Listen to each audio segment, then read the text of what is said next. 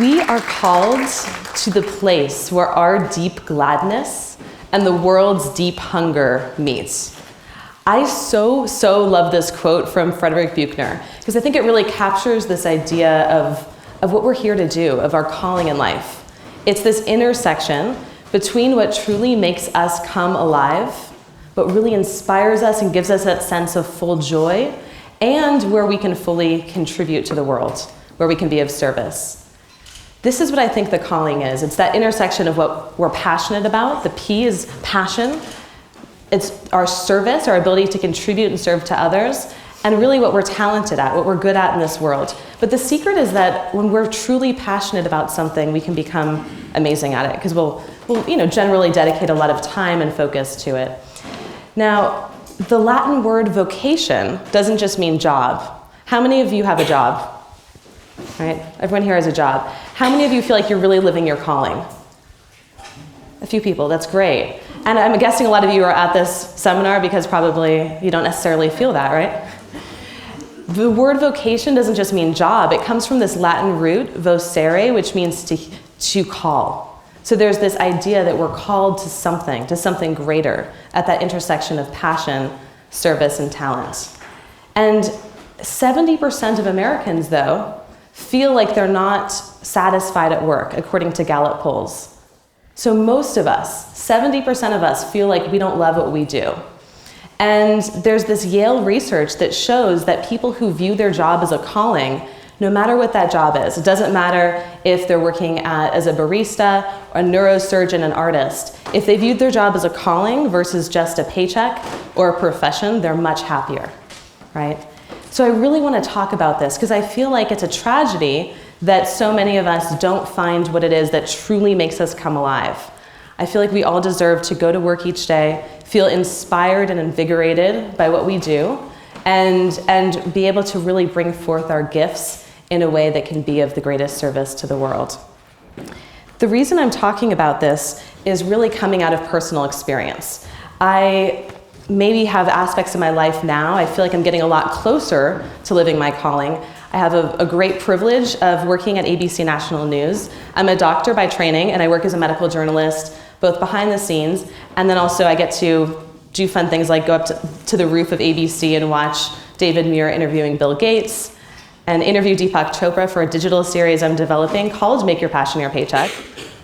And then talk about things like meditation medicine, because meditation has made such a huge difference in my own life. So I get to speak at awesome venues like Wanderlust. How much fun is this, by the way? So fun. It's such a great venue. And also teach my colleagues to meditate, including some of the non-human colleagues.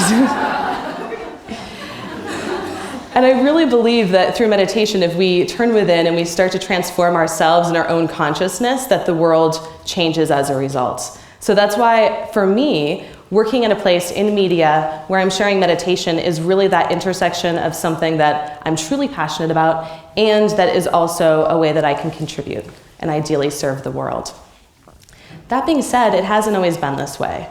And I'm not really so inspired to give this talk because everything went so well. This is me when I graduated college at 24. I was a little bit older.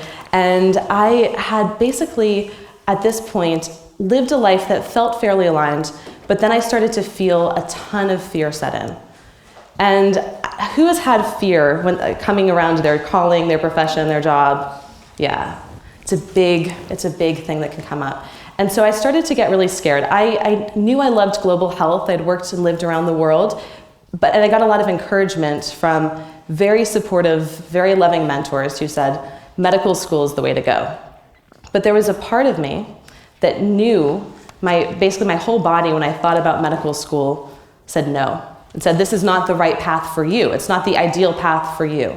And yet I was scared. I was scared to disappoint the people that I so looked up to, that I admired, that I respected.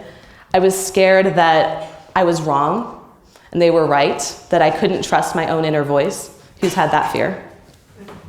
Right? I was scared that if I gave up what seemed like an amazing opportunity, I might end up really regretting it, and I might end up with total financial instability because this looked like a really stable, secure path. who has had finances motivate them in terms of job choices, right? And so I decided, even though every fabric of my being said no to medical school, it's a great choice for so many people, and I was really grateful to have the opportunity. But even though every fabric of my being said no, I was too scared, and I said yes. And I went down this path of a lot of misalignment, of feeling like I was working crazy hours doing something that didn't make me come alive, and that really drained me mentally, emotionally. And I got to the point where I faced depression, and I felt really discouraged. And so then I found a way back. And that's really what I want to talk about, is that if you feel like you have gone on a certain path that doesn't feel 100% aligned, that there is a way back. The universe is a GPS. It doesn't give up on us and say, you took a left turn when you should have taken a right. Sorry, you're never going to get there. It's not like there's one path that's set for us. If we go a certain direction, it uses everything that we have decided to do. So what I want to talk about is that I'm developing this roadmap to bliss, this roadmap to really making our passion our paycheck, to doing what we truly love and what makes us come alive. And there are a whole bunch of different elements, as you can see up there. I can't go into all of these today, but I want to go into a few of what I think are the most important, and that I hope will give you some tools that can help you go back into your lives, follow your bliss, and make your passion your paycheck. The first is introspection. And introspection is really this idea of looking within. It's related closely to intuition. And I really believe that we have a ton of information that we can access. As Rumi said, the quieter you become, the more you hear. As we get quiet, and this can be through a variety of different practices, different tools, including meditation. So we get quiet and turn within, we start to hear the whisperings of our soul. We start to hear what truly is calling out to us. And I've had this privilege of talking to people who are living their calling. And it's everyone from politicians to authors to Deepak Chopra to various people. And when I interview them, I always ask, how did you do it? I'm looking right now at my 6th grade teacher, who's my favorite teacher, who I haven't seen since 6th grade in almost 20 years. And she's someone, Mrs. Montecalvo, who's truly living her calling. And I'd be curious to hear your answer to this question, because every person I've asked so far, their answer is follow your heart, which sounds great, but what is that? It sounds a little vague as well. I always kind of say, what does that mean? And I ask that follow-up question. And they invariably say some variation on this theme, which is get quiet, basically slow down, get quiet, and listen. So we need to turn within, we need to listen. And meditation can be a great way to quiet the mind and start to hear those whispers. You can access tons of free meditations online. My website has some. You can sign up here later. If you're watching this at home, you can download meditations online from here or elsewhere. But sometimes for some people that's going out in nature, just getting quiet and starting to notice what sensations come up in your body when you're feeling that yes, when you're feeling that no. Another aspect another technique I really recommend is journaling about your joy. So if you like to write, you can do this as a written practice. If you like to talk to people, if you're more socially engaged, you can choose a friend and get together with them and really discuss what makes you come most alive. And this doesn't have to be work. This can be a time that you were at the beach with a friend, a time that you were seeing a movie with a lover, a time that you were doing something, traveling somewhere, or having a conversation or doing an art project. But starting to really journal about those times when we felt most alive can help us find those basically joy prescriptions, the things that truly inspire us. And as we start to do more of those, we're doing what Joseph Campbell said when he said, follow your bliss, and the universe will open doors where there were only walls. The other thing is just to get really clear about starting to turn within. So I want to actually invite all of you to do a brief practice now. When a question comes up, I want you to call to mind a question right now, a yes or no question in your life, and get into a comfortable position. If you'd like to, you can go ahead, sit upright but not uptight. Go ahead and close your eyes. Bring your attention briefly to your breath. Notice the sensations of your in-breath and out-breath through your nose. And then I invite you to ask yourself a yes or no question that you're working with in your life right now. This can be something really big, a big career decision, a decision about a relationship you're in, or it can be something really small. Should I go to this workshop or this afternoon? But just ask yourself a simple yes or no question, and then notice the sensations that arise in your body. Is there a sense of expansion? Is there a sense of a full body yes? Or is there a sense of contraction, constriction, closure? And now I invite you to go ahead and open your eyes. Just make a mental note of what that felt like to you. And I encourage you to begin to do this on a regular basis with decisions that you're making, to turn within and notice and begin to learn your body's language. A lot of times there is this expansion that happens when we are focused on something that feels really fully aligned, and a constriction that tells us no. But sometimes it can get confusing because fear can get in the mix. And when we're fearful, sometimes we're not sure whether we're getting an intuitive no or we're just getting a sense that actually I'm really scared to do this. And one way that I like to differentiate between the two is from a teacher of mine, Martha Beck, who talks about differentiating by imagining you're standing on a high dive. So you're standing on this high dive and it's a beautiful warm summer day and it's even getting a little bit hot, and you look down at the water below you and it's sparkling and it's beautiful and it's clear. And you are really ready to take that leap. You want to make that jump.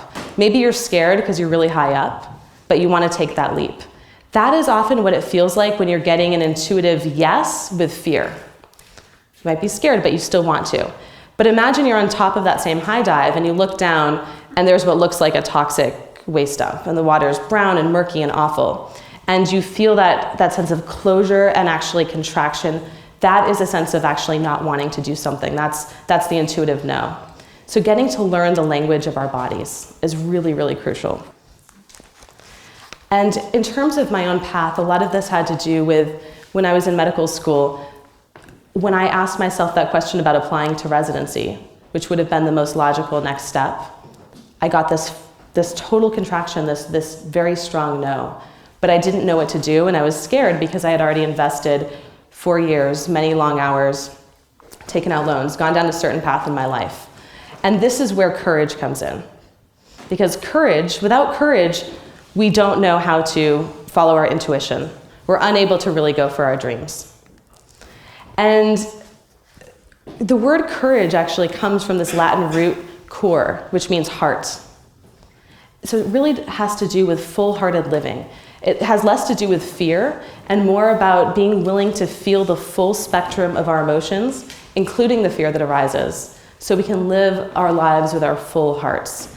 And the reason why this is so important, there are a couple. One is this, that where the magic happens is generally outside of our comfort zone. So if we want to live that life, if we want to actually fully live our dreams, we have to be willing to step outside of our comfort zone, which by definition is uncomfortable. It's not a pleasant place to be usually. But as we do this, we start to get comfortable in new areas. And then as we get comfortable in a new area, that becomes our comfort zone, and we face new thresholds. The other reason I think this is so important is that the number one regret of the dying, according to this palliative care nurse who worked with many people who were suffering from terminal illness for years, and she found that there were top 5 regrets. The number one was, I wish I had had the courage to live a life that was true to myself, rather than the life that people expected of me. I wish I'd had the courage to live a life that was true to myself. I'm not sure if you've ever felt this way, and I certainly know that I've felt there have been times I haven't lived a life that was true to myself, but I certainly don't want to get to the end of my life and not have fulfilled my full potential. And for all of you here, I really want you to take that to heart, because it can be so scary to go for the things that really inspire us, that we really want to do in life, and yet it's actually scarier to not fulfill those dreams and to not live our full potential. Joseph Campbell, who I love, the legendary mythologist, said, "The cave you fear to enter holds the treasure that you seek." So we have to be willing to enter that cave that is totally terrifying, whether that's making a phone call, applying for a new job, moving somewhere new. Whatever it is that you're feeling calling out to you, even if it's scary, that's where the treasure is to be found. And ultimately, we have to do this. We have to decide that we want it more than we're afraid of it.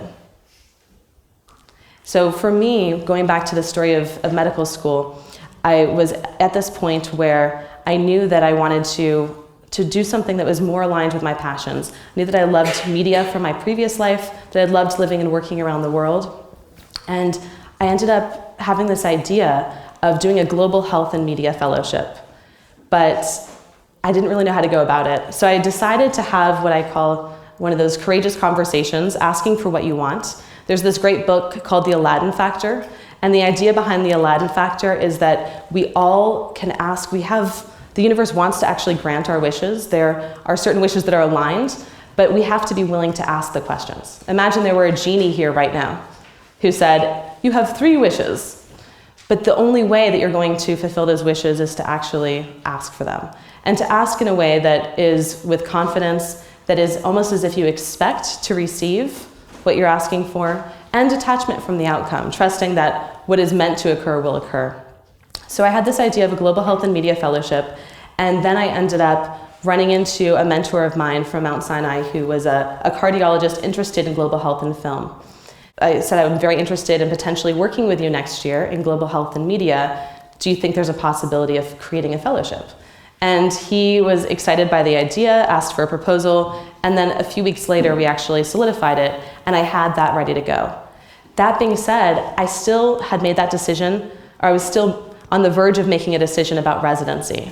And I knew that if I didn't apply to residency, after that fellowship, I would have no idea what my job was, and I would have invested all this time and energy in a certain path and wouldn't necessarily pay off from that. How many of you feel like you've invested really a lot in a particular direction and it's kind of scary to pivot at this point?